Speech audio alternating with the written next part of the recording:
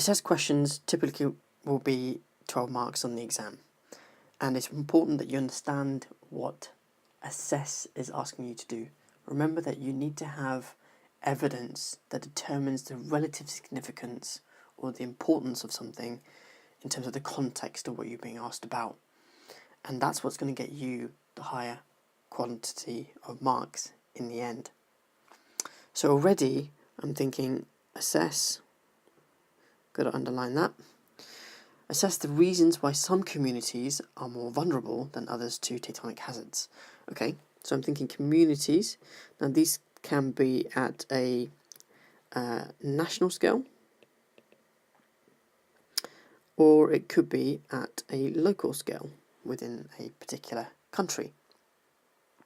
Are more vulnerable than others to tectonic hazards. So immediately I'm thinking, okay, fine. I'm not going to talk about volcanoes here. What examples do I know? Well, I've got Haiti as one, and perhaps I might want to talk about Chile, and you can choose your own. So it's talking about vulnerability, all right? So I'm thinking I need to have a higher income country and a lower income country. Now, using key terms like very high human development, VHHD, or LHD in the exam is going to be just as important when you're answering this question. Okay, so now that I've established that, I might want to break down what else that I might want to do with this question. So because it's an assess question, I've got to talk about the different factors that are going to affect a particular place. So in Haiti, for example, if I'm going to look at that in terms of an assessment, I'm going to look at possibly the governance of that country, or I might look at its physical factors. With Chile, I might again look at governance. I might look at the economics or the economy of the country, and perhaps for both of these, I might want to look at the political factors which may affect it. So for this question, you could look at the social, economic, environmental, or political factors.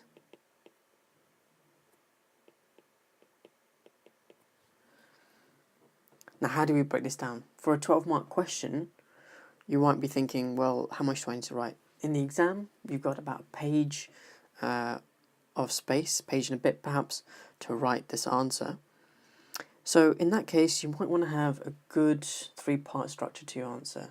So you've got your principle that you're going to talk about, you've got your explanation, you've got your example, and then you're going to go back to the original question to answer it and assess its relevance in the context of what you are doing.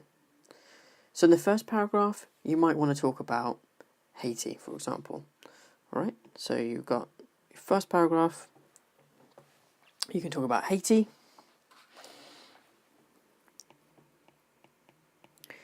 And then you can talk about how, first of all, explain how it is vulnerable.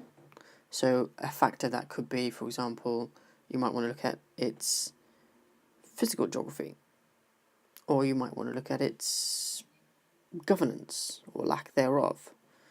Okay? And then contextualize that in that context. Now, one thing that I haven't mentioned here is you might want to think about also any theories that you may have covered when you before answering this question. So an example could be the Swiss cheese model, or the PAR model. And again, this is something that you might want to mention in context and demonstrating your knowledge and understanding in a lot more detail. So you might want to talk about Haiti, Then you might want to go on to talking about Chile and what the differences are in terms of its development. And then lastly, in your final paragraph, you want to come back and say, well, overall,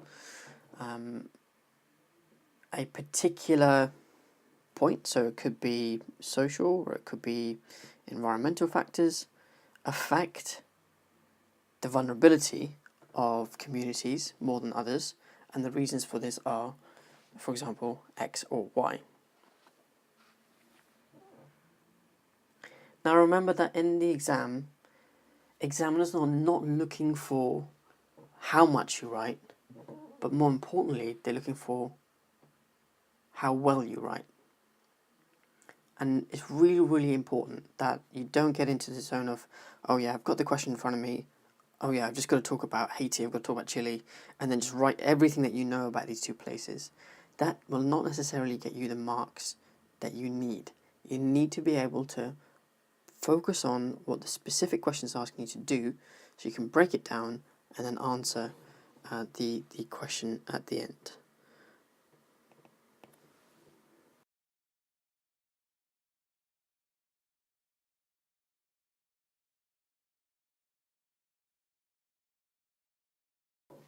Let's have a look at this answer.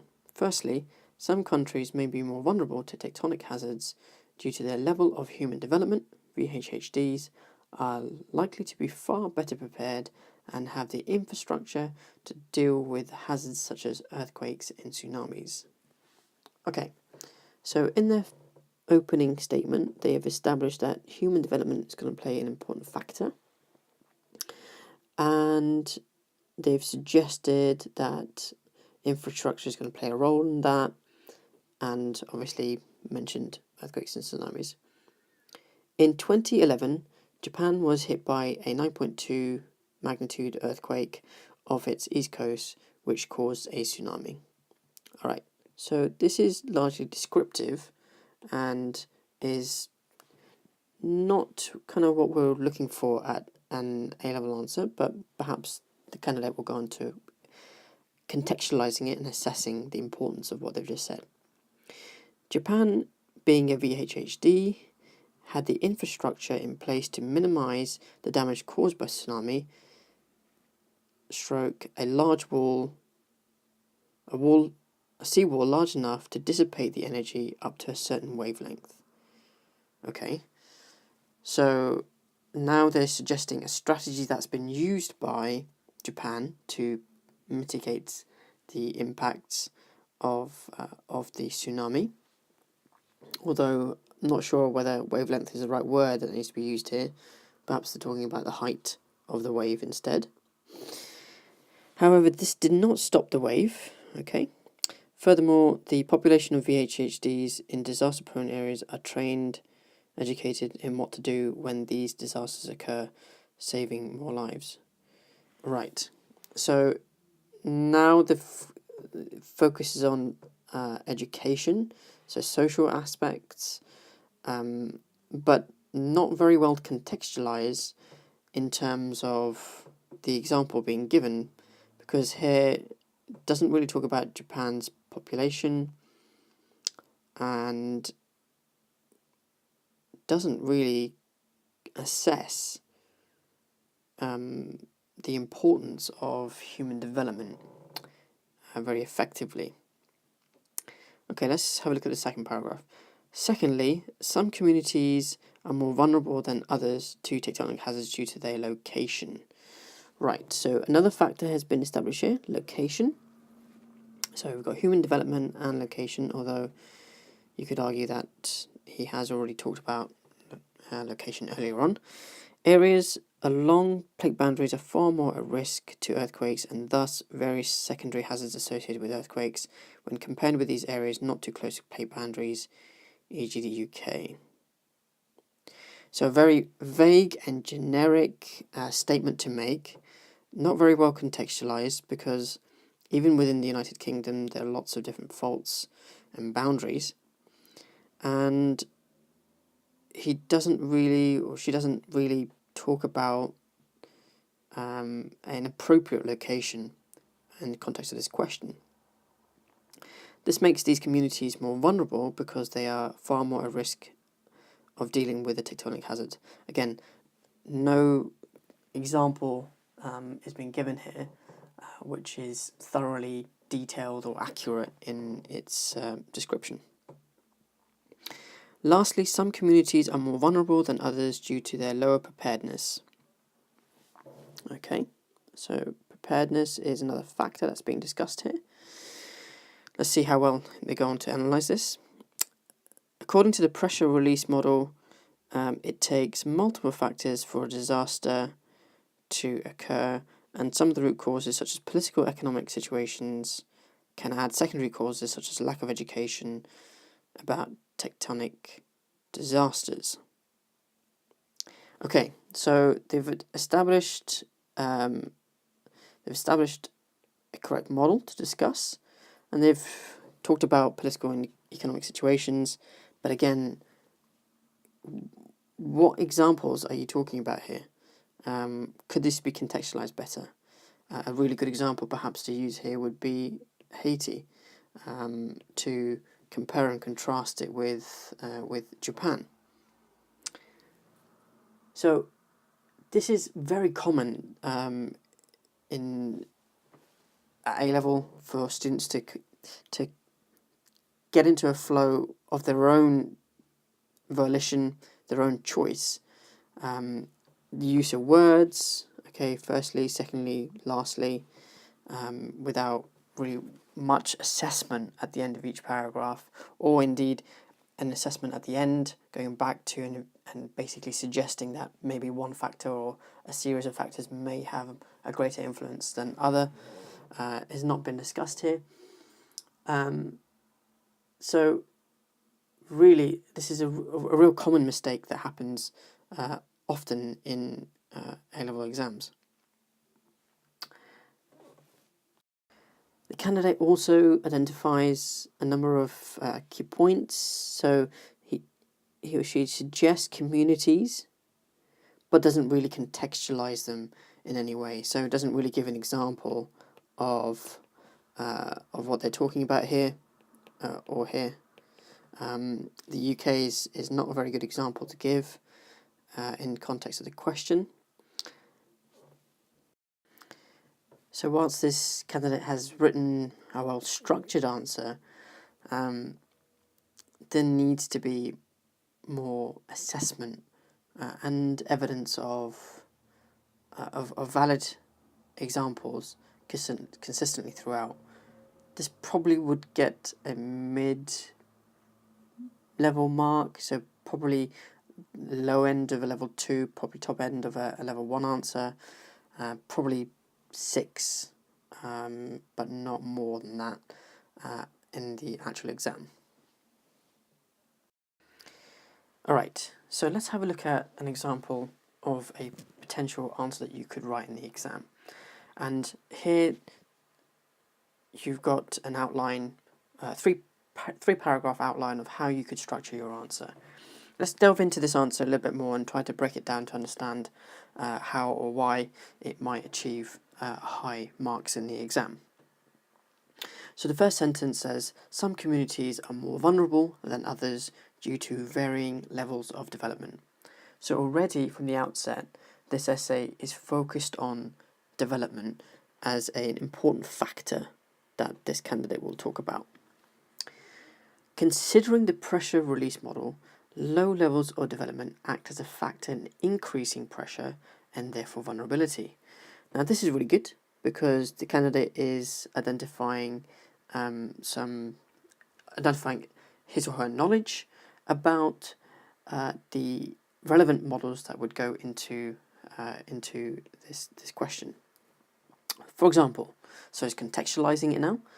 Haiti, an LHD country, good use of terms here, LHD, suffered widespread impacts after the earthquake in 2010, largely due to low levels of development increasing vulnerability. Okay, so it's already established that point previously, but now it's contextualized this in an example.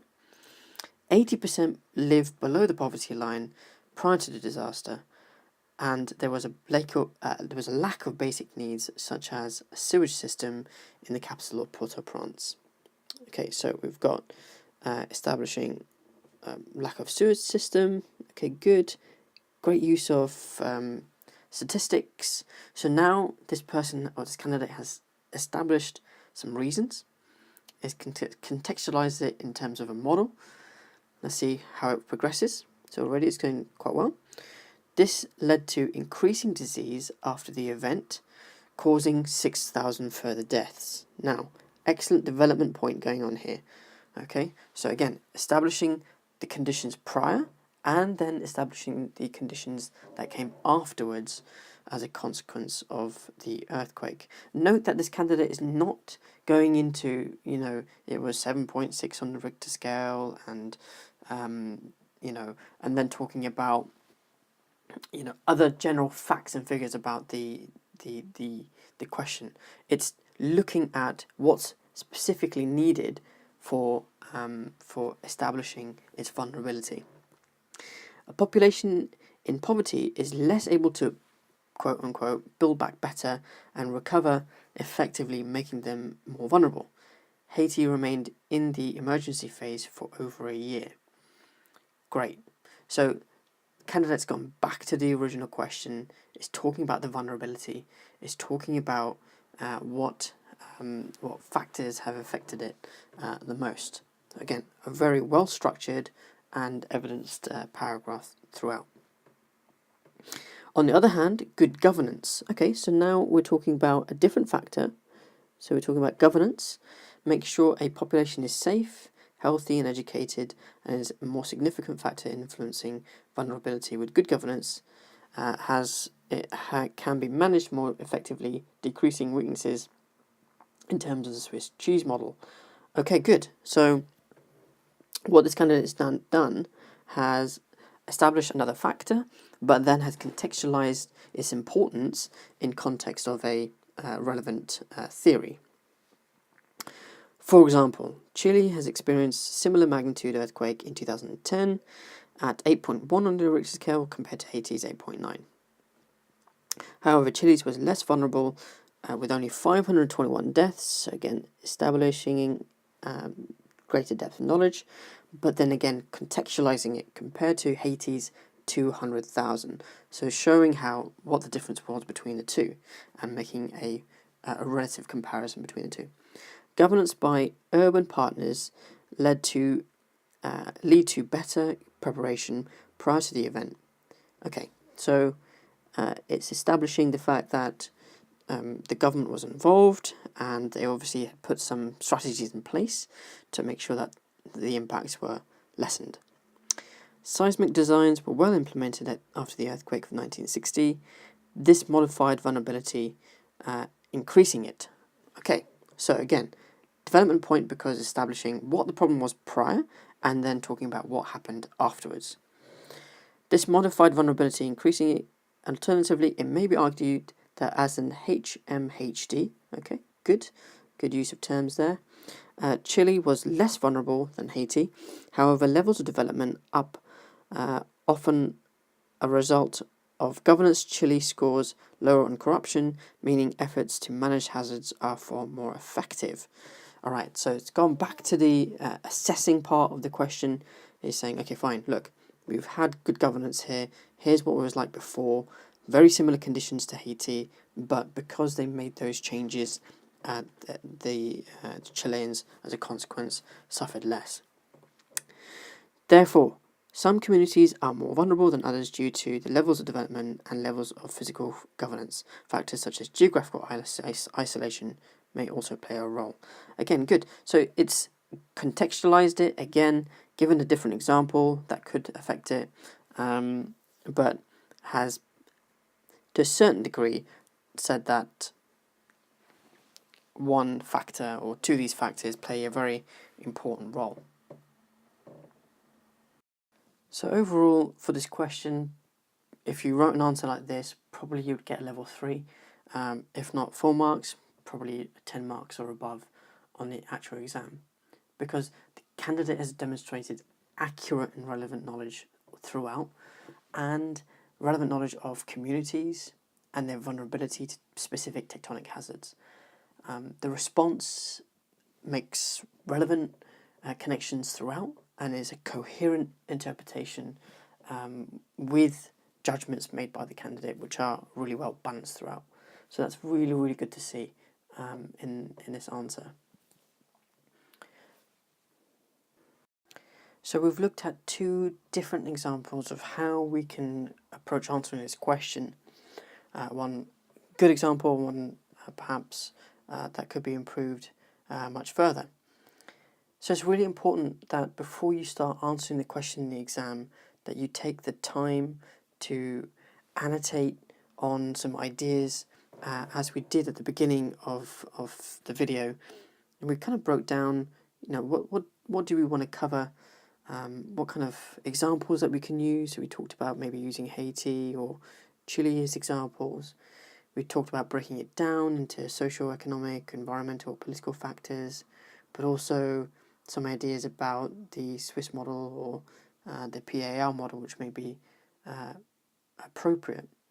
I also discussed that, you must use key terms, geographical terms. So HIC and LIC are probably not the best terms to use, but perhaps using terms like VHHD would be a better way of communicating your expertise knowledge about the topic at hand. I think crucially what's important is that you understand there needs to be structure to your answer, and so there needs to be the use of principle, explanation, examples, and obviously relevance of this material in context of what you're talking about. It's really crucial that you take the time to make these annotations before you start answering the question in the exam. It will help to clear your mind. It will help you to give you some confidence, knowing that you already know what you need to know, but it will help you to organize your ideas before you start writing. Because too often what happens in the exam is that candidates get carried away by simply describing earthquake events, for example, rather than focusing on the assessment part of this question, which is very, very important. And remember to keep that three-part structure really, really important. And my suggestion really would now be, if you have already had a go at this question, take the time to look through your answer, look where you need to improve the quality of your answer. If you haven't done this question already, then I would suggest that you take the time now to write the answer. I would suggest doing it under time conditions because you've been given lots of different ideas and examples already, so you should be able to get through this a lot quicker.